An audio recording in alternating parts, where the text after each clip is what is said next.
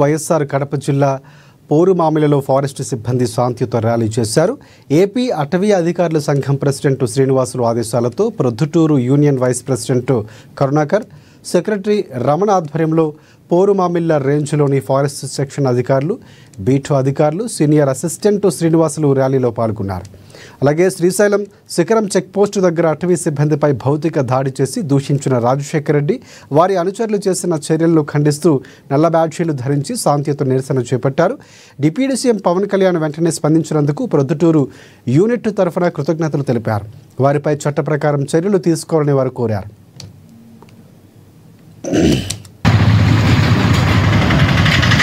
మేము ఎంతో నిక్కచ్చిగా కష్ట నష్టాలు వచ్చి విధి నిర్వహణలో చేస్తుంటే 19వ తేదీ రాత్రి శ్రీశైలం దగ్గర శిఖరం చెక్పోస్ట్ దగ్గర మా సిబ్బందిపై సదరు శ్రీశైలం ఎమ్మెల్యే గారు శ్రీ బుడ్డా రాజశేఖర రెడ్డి గారు భౌతికంగా దాడి చేయడము, మరియు మా ప్రభుత్వ వాహనంలోనే తీసుకొని పోయి డ్రైవర్గా అతను చేస్తూ అతని ఎదురుతోనే అతని కళ్ళెదురునే సిబ్బందిని కొట్టడము, తను కూడా డ్రైవర్పై చేయి చేసుకోవడము చాలా ఈ చర్యను ఖండిస్తున్నాము.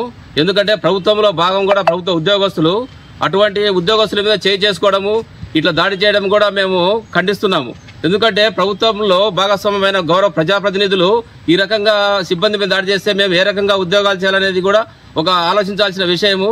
ఈ విషయం తెలిసిన వెంటనే మా రాష్ట్ర అటవీ శాఖ ప్రెసిడెంట్ గారు అందరూ నిరసన తెలపండి, నల్ల బ్యాడ్జీ ధరించండి, రాష్ట్రంలో అందరికీ తెలిసే విధంగా చేయండి అన్నప్పుడు మా ప్రెసిడెంట్ గారి ఆదేశాల మేరకు మేము ఈరోజు వైఎస్ఆర్ కడప జిల్లా పోరుమామిళ్ళ రేంజ్లో ప్రొద్దుటూరు యూనిట్ సభ్యులమైన మేమందరం కలిసి నిరసన వ్యక్తం చేస్తున్నాము.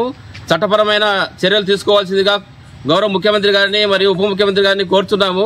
ఈ రకంగా చేసినప్పుడు మా మనోభావాలు దెబ్బతిని, ఉద్యోగస్తుల మనోభావాలు దెబ్బని, ప్రభుత్వ భాగంలో ప్రభుత్వ ఉద్యోగస్తులు కూడా ఒక భాగమని గుర్తిరగాలి.